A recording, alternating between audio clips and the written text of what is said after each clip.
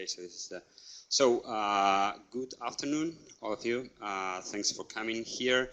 My role now, or the role that we will have as Comedia's team here, is to have a quick overview of, let's say, the basic framework of the IndustRE project, which was to try to develop some kind of strategy based on business models. Okay.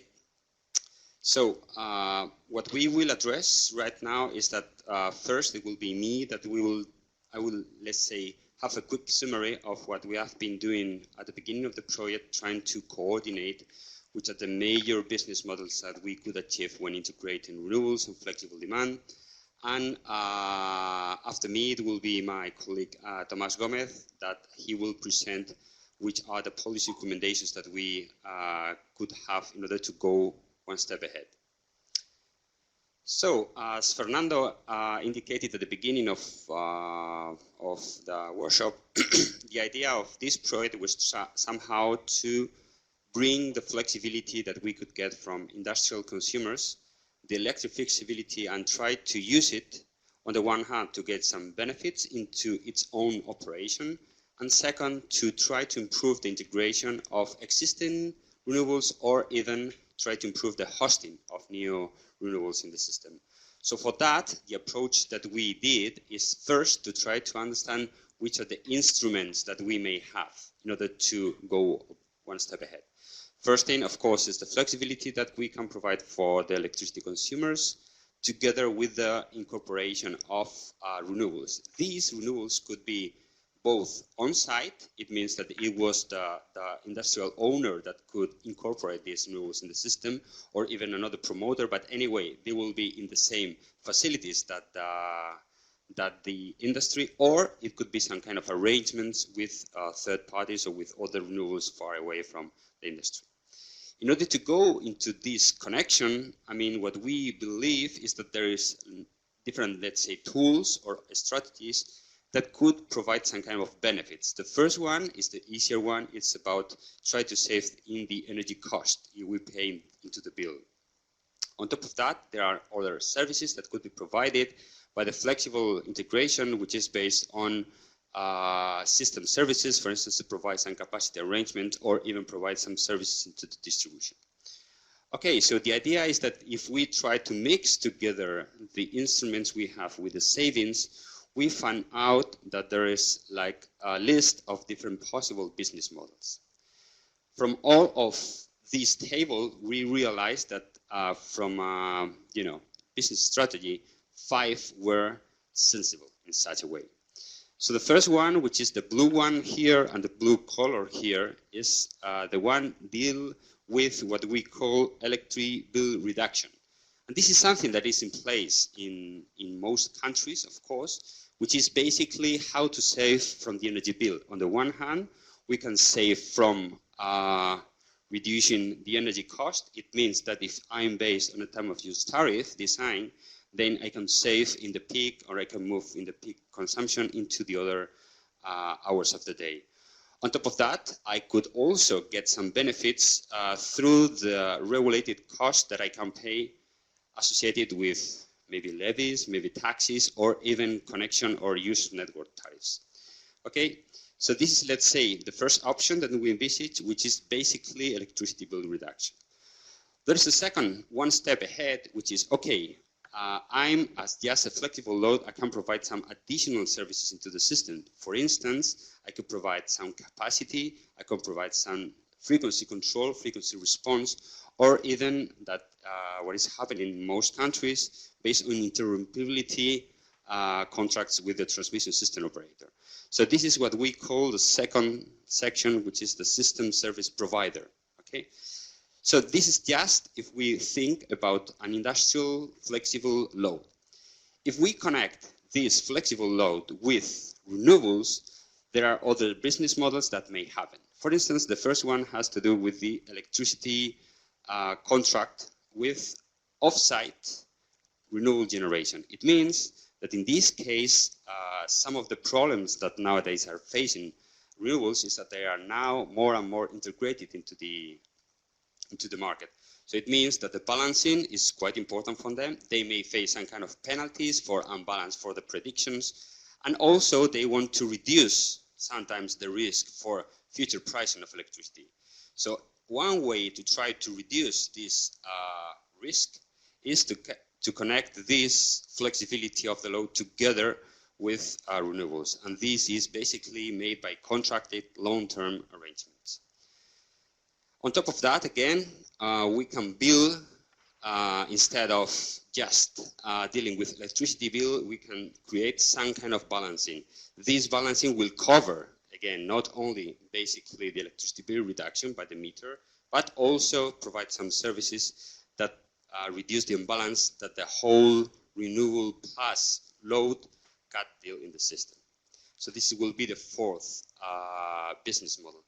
And the last business model is basically more or less the same, but what we decide is to build some renewables in the facilities of the industry. So we are, let's say, we are below the meter. It means that when we connect both the flexibility and the renewables, we can reduce the billing, we can reduce sometimes the tariff that we pay because we reduce the peak consumption, and also we could reduce the contracted power with the system, and of course we can provide some additional services.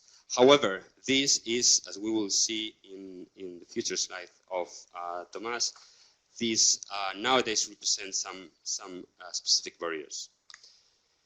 So regarding now the list of the models and which are, let's say, of the feasibility of their in the real system in Europe, we see that the first model was just electricity billing reduction is already in place in most countries, so this is okay. There is the second point, which is like the second model is system service provider.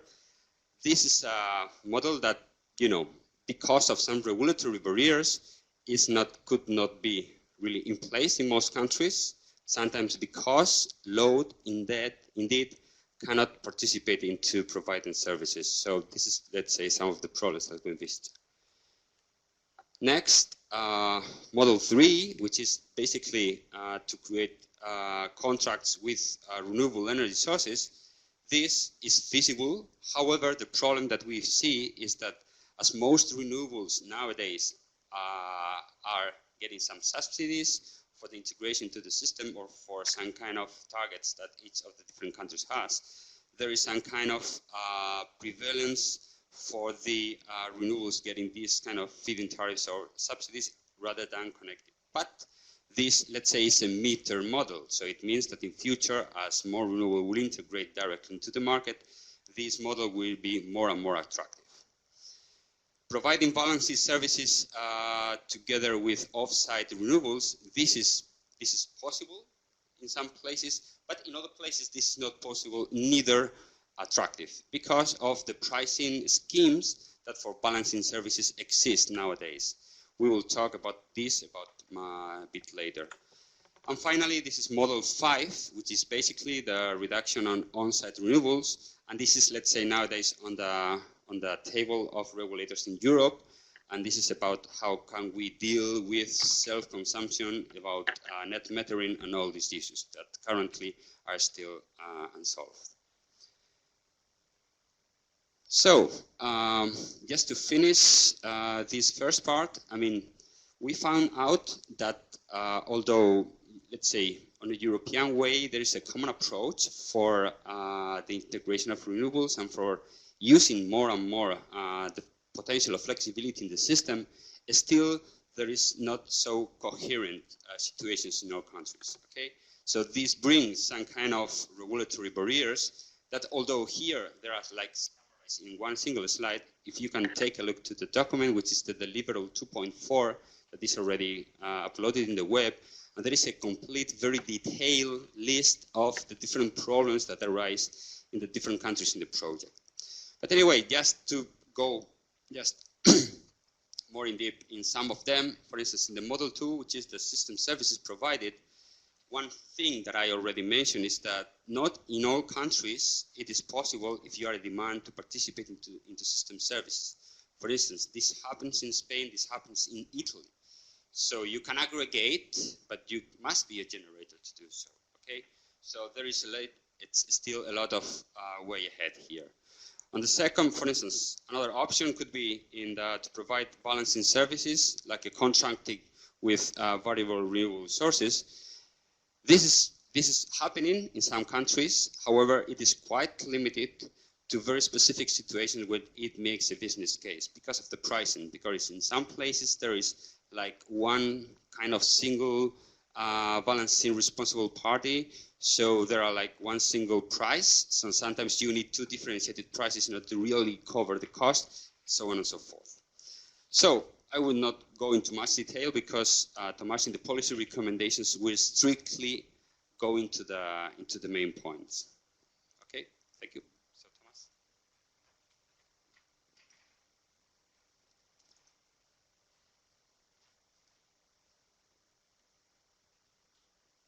Okay, thank you. Good afternoon. Well, from this study that we did in different countries, which are mainly UK, France, Italy, Belgium, Spain, Germany, we got some kind of common recommendations. It's true that the barriers are different in the different countries, but in general, we can say that as a European perspective, we need a transformation in the design of the market. And in this case, most of those recommendations are in that direction. It's in the way of having common good practices for changing the design of the market. And here we associate those recommendations with the model that we have studied, the strategy model, the business model for flexible demand together with the integration of renewable energy. For instance, if we look to the reduction of the energy bill for industrial consumers in general, and that done properly with efficiency for the system, in this case, we have to see, or we see that most of the countries have already provided direct access for participation in wholesale electricity markets of the demand. This is a good thing because if you are flexible enough, you can take advantage of that and buying energy in low price hours and consuming less in high price hours. On the other hand, we have a big problem in Europe in general with the design of tariffs.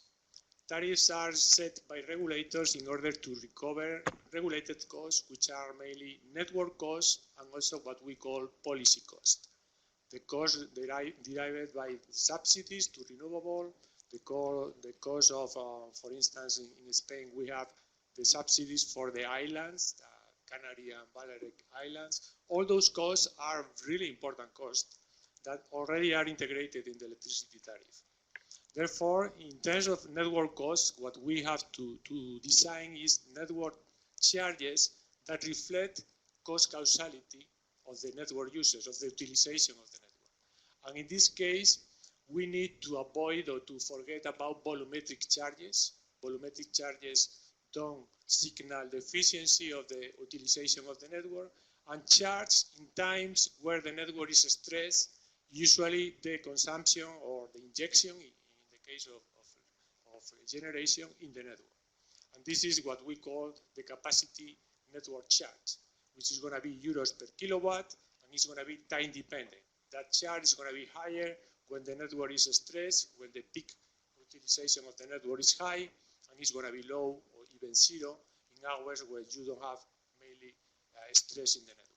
And the remaining part of the network charges should be mainly allocated as a fixed charge, as a connection charge, in order not to distort the energy consumption subject to the energy prices that the consumers have.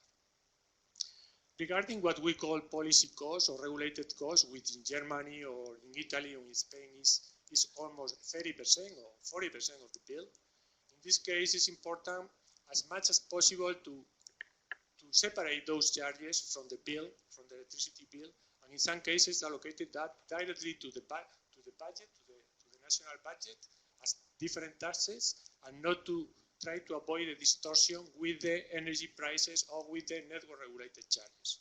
Because otherwise the efficiency signals that we are going to provide to the consumers for their reaction are going to be lost. As I mentioned, these are the main recommendations for electricity bill reduction. The other subject is how demand can participate in providing services.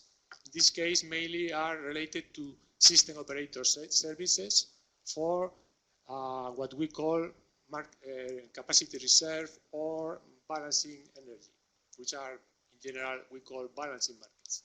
And in that case, there is a long way ahead because the technical requirements in this case are very specific. We are now incorporating, for instance, small generators, distributed generators, renewable generators. We are incorporating that in those markets, but from the part of the demand is the same. The technical complexities are important. The first one that we have to try is to minimum or to reduce the minimum bit sizes, which were thought for mainly central generators. A low aggregated loads aggregation is aggregator has a big role here in case of demand. Separate reserve capacity and balancing energy. Separate upward and downward balancing products, because here the role of demand is mainly going down, reducing demand. And also trying to, when you have third-party aggregators, try to solve the problem and the interactions between retailers, suppliers, and those aggregators that are mainly focused on demand control, demand reductions, for providing, in this case, system services, as we are saying. When we talk about the balancing issues and the cooperation between what we call renewable energy imbalances together with flexible demand, this is here interesting field for getting savings and for getting efficiency and improving. The first thing is, well, renewable generator has to bear imbalance responsibility. This is quite already common in many countries, but still there are some of them that has not imposed this responsibility. The second recommendation is to move to single imbalance prices. This is much more efficient from the point of view of the system. If you provide that service, you are getting the money from that, and the ones that are requiring the service set the price for that, both the matching of both. And this is a single imbalance pricing. And single imbalance pricing is already implemented, for instance, in Belgium, in Germany and UK, while dual imbalance prices that we have in Spain or Italy or France, in this case, in dual imbalance prices, what we have to allow is the compensation between generation and demand. Why? Because this is a natural way of paying less to the system, and this is something that is going to be beneficial also for the system in that way. Therefore, here, first recommendation is to move to imbalance single prices, but if you still remain with dual imbalance prices, in this case, allow the compensation between generation and demand, which today is not allowed, for instance, in Spain or in Italy.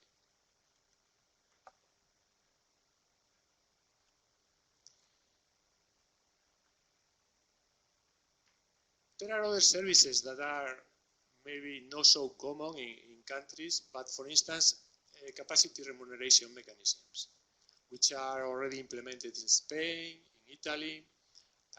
UK has implemented the capacity market. France has proposal for that. Italy is moving in that direction too.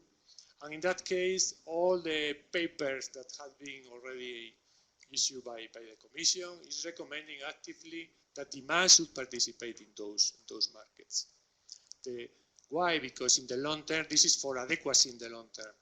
And demand with commitments can reduce the demand in stress hours for the system. Therefore, it's another resource. Demand has been successfully introduced in the ISO markets in the States, for instance, in this kind of mechanisms. Therefore, this is a recommendation. The other recommendation is system operators use what we call interruptibility contracts.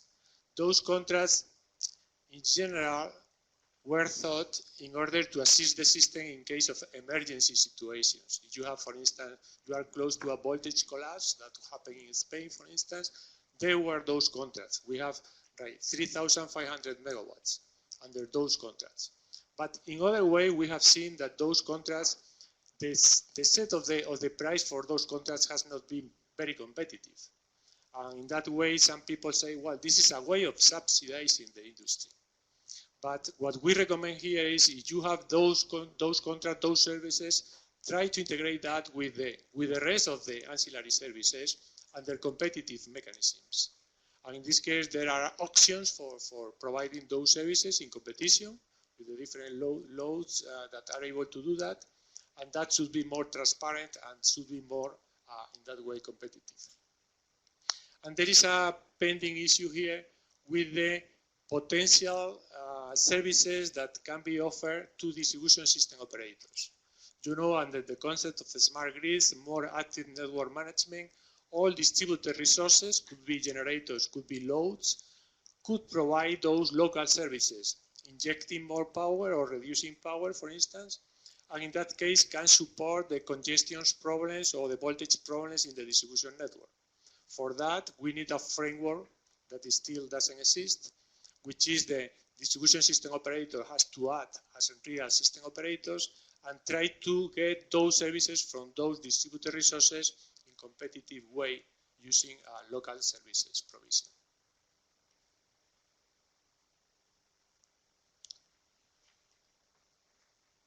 Regarding the issue of on-site generation behind the meter, in this case, for self-consumption or even export power in some hours to the network, there are two issues here. One is net metering policies, and here in Europe we started net metering policies in Belgium, for instance, but has been much less than happening in the States, for instance. And in this case, our recommendation is net metering policies is not good in terms of efficiency. Why? Because you are pricing exports at retail prices, which is not the right signal. The right signal is if you are exporting, you have to compete with the rest of generators, and that should be at the market prices. Therefore, in this case, our recommendation is abandon net metering policies, and the other way, allow self-consumption. And self-consumption means that if you are reducing your consumption, you are getting the benefits derived from the energy consumption. Also, you can use less, in more clever way, the network. Then you can reduce your network payments. And in this case, you should not avoid to pay other taxes, for instance. Why? Because those taxes probably are not related with the electricity itself. Therefore, self-consumption should be efficient, and for that, we have to concentrate to promote those practices that in general align generation and demand locally, and that provide benefits for the system in one way and for the flexible demand in the other. It's true that as I started the presentation, what we need is to develop the common design market in Europe. That is clear. We are working on that direction. We have been getting good advance in the day-ahead markets, but still the intraday markets and, of course, the balancing markets, there are still a long way ahead. Those practices that we are recommending here, we think that going to contribute to the harmonization of the flexibility mechanisms across the European Union, as we will see probably in the next legislation. I think I have time. Good. I don't know if questions or comments. Okay, so let's indeed now open the floor for questions and comments, please.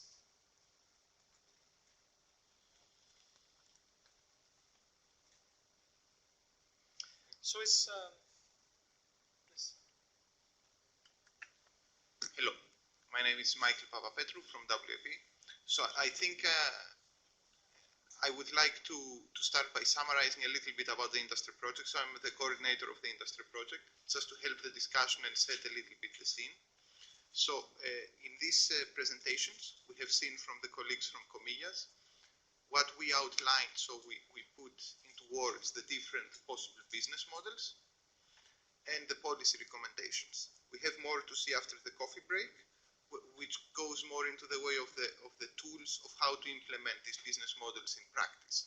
So I would like to stress out, just because we happen to see now in these presentations together the business models and the policy recommendations on the barriers, we don't focus only on the challenges and the policy recommendations. Our aim from this project is not only to solve and change the market design. It is part of our aims, and we would like to see improvements in the policy design. But we also believe that there is space within current market design and the market design that is anyway coming within the next 1 or 2 years. There is space for more flexibility to be activated. So part of our role is as well to encourage, give the practical tools within the current existing market framework for industrial users to become more active in the way they use their electricity. And we have seen in the past that industry is willing and able to be flexible when it makes sense to be so. So industry is already today, as we have seen in business model 1, using getting from the wholesale market, and when they can, they maximize the electricity use when the electricity is cheap, and avoiding electricity use when the electricity is very expensive. For example, with the night tariffs and day tariffs, or the interruptibility contracts. This has worked very well in the past. The industry is offering this service because it makes sense for them financially to be prepared for a couple of days per year to shut down their operations when adequate compensation is in place. So what we want to see, or what we try to promote, is that this type of contracts, it changes very fast now because of the way the electricity, the power system in Europe is changing, and we want to see adaptations to this new reality, the industry and the renewable energy generation to work together. As you see, our recommendations, I don't know if you recognize, they don't really come from a specific lobby group. So I doubt that the renewable energy representatives will be happy when they see that we promote, we ask for the net metering to be abandoned, for example. But this came for us as the most reasonable recommendation. This is the most efficient way to go ahead, because otherwise the flexibility wouldn't be activated from the industrial side. So this is the set for discussion. Just want to set a bit. And after the coffee break, we will see some practical tools. So model contracts, so from Dörte, from Becker, Bittner, Held, how could this direct relationship between renewable energy and industry look like without intermediaries? And what has to be regulated between the two? And also from Vito, the tool where we try to encourage the industry to get action, to show them how much flexibility they might have and what this might be worth in today's market in the different countries. So it wasn't a question. Thank you, Michael. Please, Frauke, go ahead. Two questions related mainly to the policy recommendations that you put forward. First of all, I should say that from the perspective of the Smart Energy Demand Coalition, we very broadly agree with the recommendations you put forward. 2 points that triggered questions for me were one on the network charges, where you're saying that a large part should be based on capacity. And there I'm wondering, looking from the demand response perspective, but even also from the renewables generation perspective, I guess there are moments when it's actually good to inject or take off very, very large loads, which I guess, well, if you have capacity-based tariffs, they practically function as a kind of cap. You try to minimize the capacity, the size of your connection. I can also understand the arguments in favor, obviously, but have you considered other possibilities? And I know they would be more technical, but such as, I don't know, capacity-based with a certain limitations to it when the system requires it. So capacity-based tariffs when the system is tight, or something along those lines, because for capacity-based as such, I'm not entirely sure it serves the purpose of the project and the objectives here. And then a second point is on the interruptibility contracts that you just mentioned. Here I'm wondering whether you see in the long term that these contracts have a role to play as such, because in reality what we see is if you create such contracts for the demand side only, you end up having much lower prices than the market would normally pay for the type of service provided. So wouldn't it have to be somehow integrated in the general market instead of saying we're having a separate category for demand here, which usually doesn't lead to the actual value that the service provides? Yeah. Okay, I'm going to address the issue of network charges. Yeah, I think the issue of network charges is, we have been seeing from the efficiency of the system mainly. What we are trying is to understand what is this is a stranded cost, is there. We have to pay a fixed amount every year. And this fixed amount should be allocated to the consumers or to the network users from the point of view of efficiency.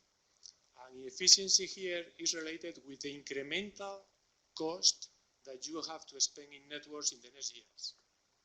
And that's something related to understand that consumers, they are more elastic than ever because they can install on-site generation, they can do much more flexibility, and therefore if they are able to do that, what we have to send is a signal in order to reduce the next investments in the network in the future. And this is the concept of incremental network charges, which is the one that you mentioned before, which is that you should only send the charge when the network is stressed or is close to be reinforced. And that could be in both directions. Could be peak consumption hours, but also could be in the future peak generation hours, because the distribution network locally, there will be hours where you have the flow is going to be from the transmission to the distribution, but there are other hours and also may need for reinforcements in the opposite direction. Therefore, the critical thing is first how to find those periods in the year that the network should be charged. And the second issue is how much of the total cost should be charged in those hours and how much should not.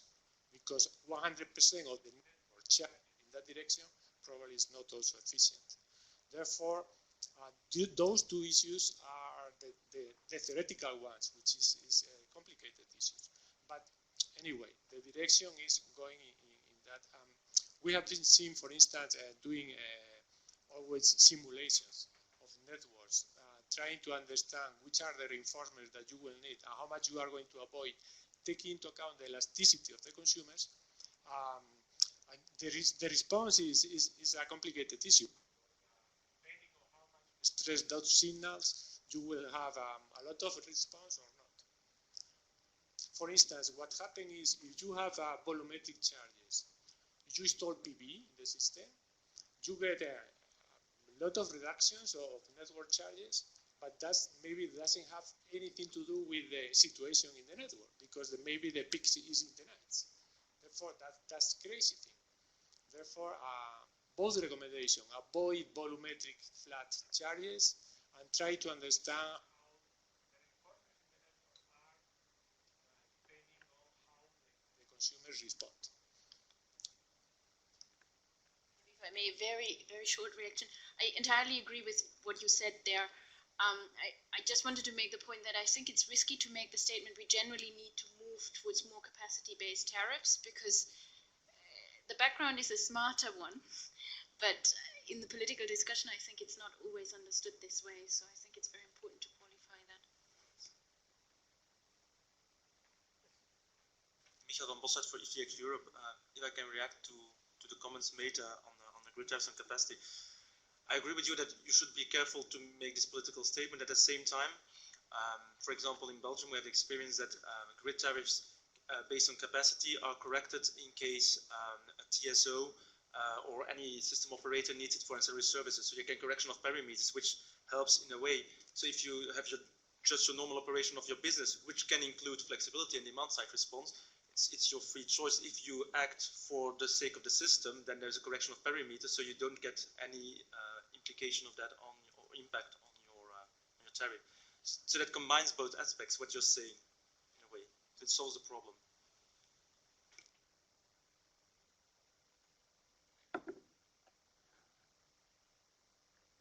there was this question from Frauke also about the interruptibility contracts. I don't know if, Thomas, you want to comment?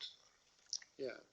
Well, interruptibility contract was mainly the only possibility in the past for big loads or big consumers to have some kind of, in some way, discount because they need competitiveness in Europe, and you know those businesses are tremendously more competitive, and they need some kind of discounts. And the second issue was they were effective because the system operator, when they have those, I remember those situations in the demand was growing much than today is growing, and that was the only instrument that they used. And there was no competition in that time. Well, it was almost, I mean, system operators, they were technical bodies mainly, and in that way it was a political issue of how to manage the issue. Nowadays, the context has changed totally, mainly because the market has identified technical services that should be provided under market conditions. That could be, for instance, these frequency reserves, capacity reserves, capacity remuneration mechanisms. All of those instruments are new, and in that case, the framework has changed totally. Therefore, now the question is, well, those services that interruptibility contracts has been provided or providing during many years under different framework, why don't integrate those things? And why we are keeping this separate silo that is not justified maybe? And that is the pressure from the market design policymakers, which are the ones that are looking for efficiency in the system. What happened is, well, there is a transitory or transition period because the amount of money involved and how much those services signify or represent for the big industry in many cases are crucial.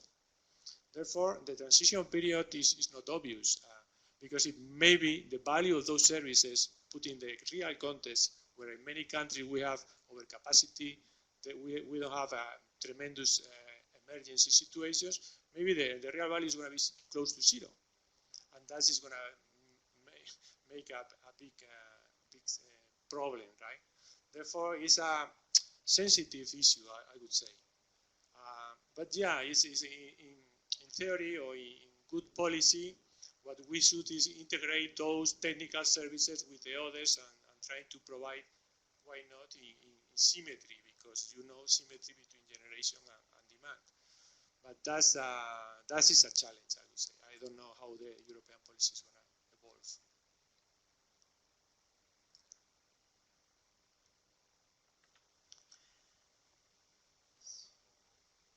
Please.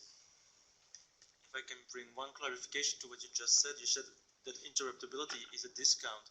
Interruptibility has never been a discount for big industries. Interruptibility has been a payment for a service provided by those industries over the past years.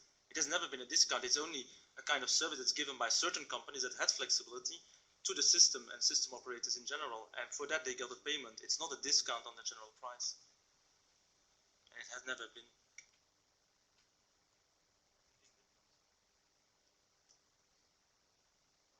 I don't like to produce this kind of reactions because I was thinking that maybe it was, I mean, if a service is value under a market framework, that is a service and this is the real value of the service. If you provide a service and there are regulated context and the regulated context is not transparent in the way of setting prices, therefore could be a discount, could be a subsidy, could be whatever. This is economic theory. But I want not to be, I don't like to be, I mean, it's a kind of political discussion here. It's no more than that. In Belgium, interruptibility contracts have always been open to tendering and has been a volume, and always the cheapest one has won the volume. So there is no talk about a political choice or any discount. It has been a competitive tender. Might not be the case in certain countries, but saying that interruptibility is a discount to industries is one bridge too far. Well, it's the opposite happening in other countries. I can tell you different examples.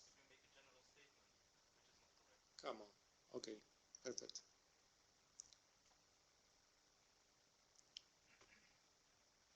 Okay, any other question or comments? Please. Just a clarification, can you go back to slide 13, please?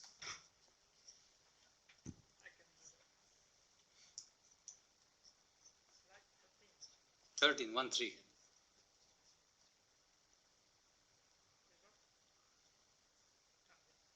No, there was one where it was shown the rules, aggregators. What I missed there was it's not only aggregators who can react and offer the services in future. Some of the major companies themselves can also play that role. And maybe I missed it somewhere. So it's important because we have to involve large consumers also to build up capacity in order to act and react to the market. That will help first improve their competitiveness, but also help system in one way or another. Thank you. Yeah, I totally agree. Yes. Yes, I mean the role of large consumers in the market has been demonstrated that can be participating by themselves with no need for aggregators if the signals and the design is correct in terms of sizes, minimum sizes, or whatever.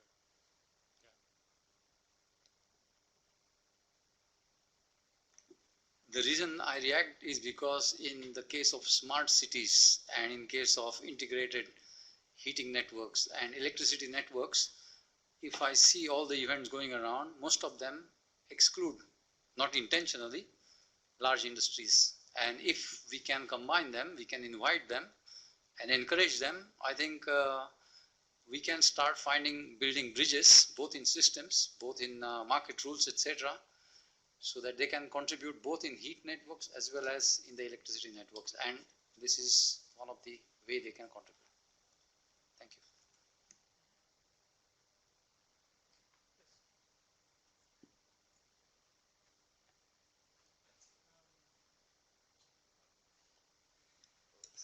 Nicola Rega from SEPI, European Paper Industry. Thanks for the presentation. I think, not to repeat more comments, but I wanted to add one thing that perhaps you may want to consider, and that is, I don't know in which model it fits, maybe in all of them, so it could be an overarching element, and that is, we've been talking about system efficiency, so how do we optimize the electricity system, but there's also an issue with energy efficiency, which is the way it is calculated at the installation level. And there is a lot of stratification of legislation and national regulations, which in a way tend to promote stability from industrial consumers over flexibility. And you might have some possibilities of being flexible, but if you start talking about substantial volumes and substantial deviations, then you might end up in having a contradiction in legislation between, on one hand, promoting flexibility, and the other one promoting stability. And perhaps this is something that would have to be signaled at the moment, because it goes beyond the simple electricity markets regulation. It goes much more into the a stratification of legislation which have been happening over many years, coming from different angles, and perhaps this would require from national administration a rethinking, or at least of having a more holistic approach towards how to promote flexibility. Well, I think in this case we focus mainly on market design from the point of view of electricity, and also in the project the main focus has been flexibility, because the project since the beginning was related to manage increasing penetration of renewable, and in that case is variability and predictability. That was the main focus of the project, and I think in this case those recommendations and those strategies and those business models are related to that. It's true that energy efficiency is another transversal issue as CO2 emissions or others, but we have been focused mainly on that part. I don't don't think is, I don't know if there is contradictions, but at least it's true that could be another recommendations in that direction too. I would just compliment. I think it is very much linked because in many cases these energy efficiency requirements have been translated also into electricity market regulation. For instance, if you keep the intake from the grid a certain number of hours per year and it is taken as a flat, then you have some reductions from the grid charges and so forth. So in the moment you start deviating from the load, then that has an impact that might be detrimental for, so it might be more costly to have the system than not have the system.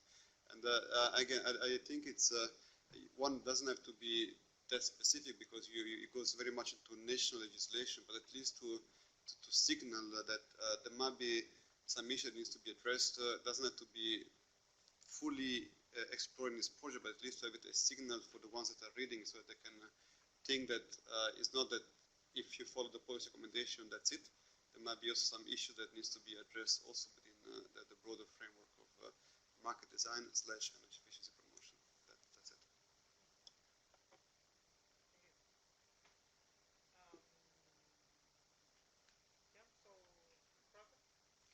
Thanks. So on the same question of imbalance pricing, I in principle fully agree on the single imbalance pricing system. When it comes to this whole penalty discussion, I agree that the penalties as such need to be removed, but we've got to be careful, and maybe it's going a little bit in the same direction, that we don't end up in a situation where balancing prices are significantly lower than intraday prices. So I think there needs to be something in there to clarify that, of course, the balancing prices need to reflect the full cost of balancing, meaning both availability and activation, because otherwise we get really messed up and people will go onto the balancing market instead of trading on wholesale. Totally agree.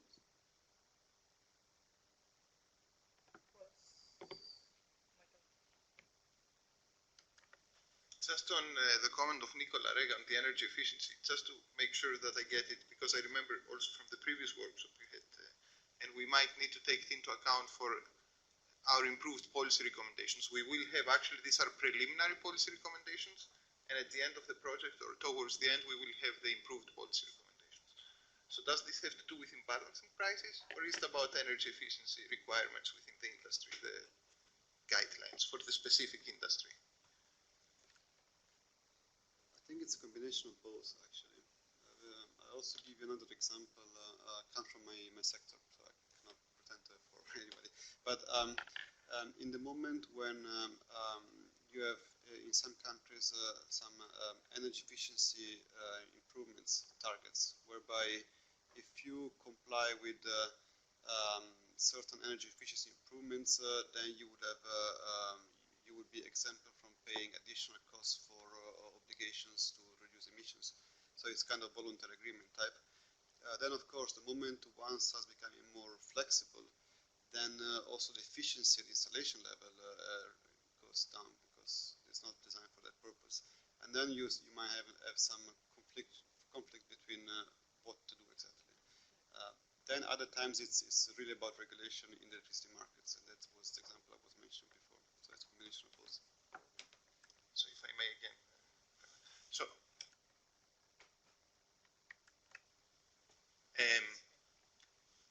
So I think, I remember it from the last workshop, I think it makes sense because to bring together the energy efficiency regulations with flexibility, because they're not, they can be contradictory. When you become more flexible, you're not necessarily the most efficient. Like, you might increase your overall energy consumption a little bit, but our point here is that if you consume your electricity when it's available and nobody else wants it, that overall it's better.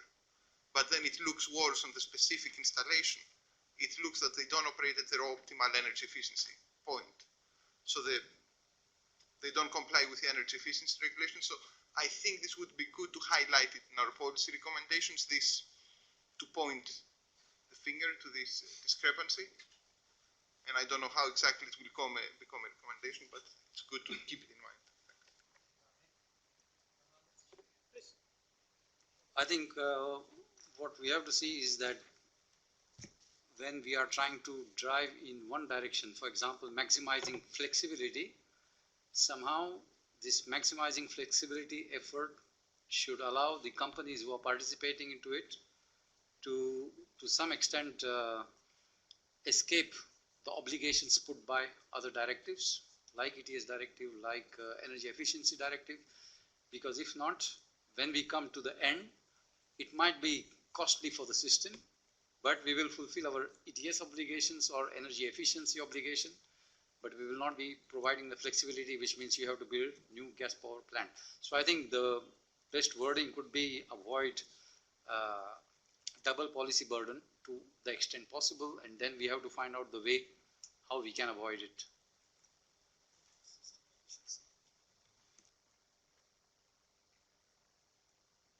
Okay, any additional comments?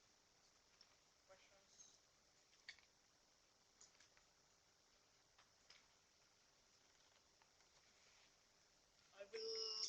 I will ask our audience whether the self-consumption is something that is currently present at some point for PV, for wind, at industrial level, as this forum is intended for industry.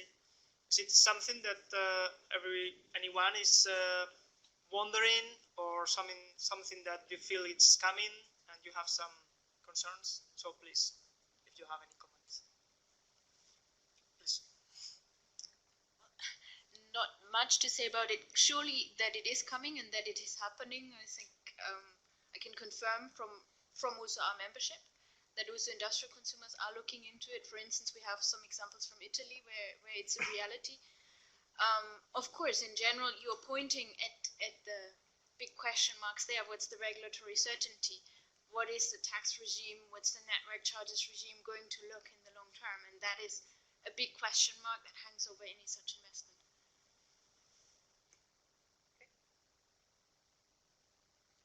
So we have planned windmills on our site, but of course they are connected to the grid. So when you say self-consumption, we don't consume it directly into our system. It goes first to the grid and then we get a reduction. It is not, I don't know if it is for you the same, what you mean by self-consumption. No.